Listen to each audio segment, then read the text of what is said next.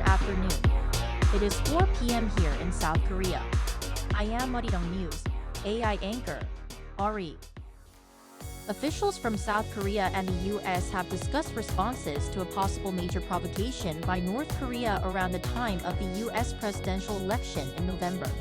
The fifth meeting of the Extended Deterrence Strategy and Consultation Group between South Korea and the U.S. took place in Washington on Wednesday local time. For the first time at the meeting, the two countries conducted a scenario-based discussion on North Korea's nuclear threats. The U.S. Department of Defense released a statement saying any nuclear attack by North Korea against the U.S. or its allies is unacceptable and will result in the end of that regime. The floor leader of the ruling People Power Party, Choo has proposed a bipartisan body to discuss policies affecting people's everyday lives. This aims to speed up the legislative process for such livelihood bills.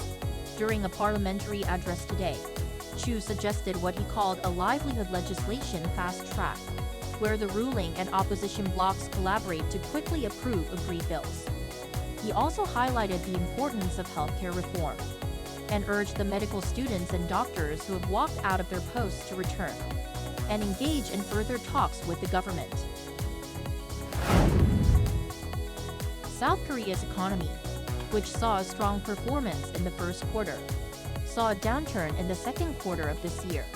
According to data released by the Bank of Korea on Thursday, the country's gross domestic product from April till June shrunk by 0.2% compared to the previous quarter. It's the first time in 18 months for the on-quarter growth to be negative. This is mostly attributed to the base effect caused by a relatively high GDP growth of 1.3% in the first quarter. An increase in imports compared to exports was also behind the downturn.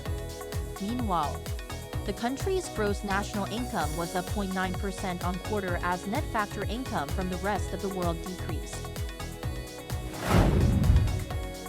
Hyundai Motor Company is on track to surpass a historic milestone this month, achieving 100 million vehicles sold. The accomplishment comes 56 years after the company began domestic sales in the 1960s and 48 years after starting exports in the 1970s.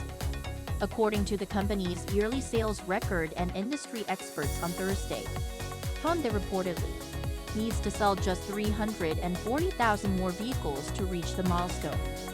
The company has recently seen strong sales growth in the U.S., with August figures showing a 22% increase from the same time last year, marking the highest August sales on record. A Russian airstrike on the western Ukrainian city of Lviv on Thursday killed 7 people and injured at least 64 others. According to the city's mayor, more than 50 houses in the city center were destroyed, along with 2 medical facilities and 2 schools. Among the dead were a mother and her 3 daughters. The Russian Defense Ministry claims that it struck the city's defense industry facilities using Kinzhal hypersonic missiles. The latest airstrike comes just a day after Russia struck a military institute in the central city of Poltava, killing 53. That is all for today. Thanks for watching.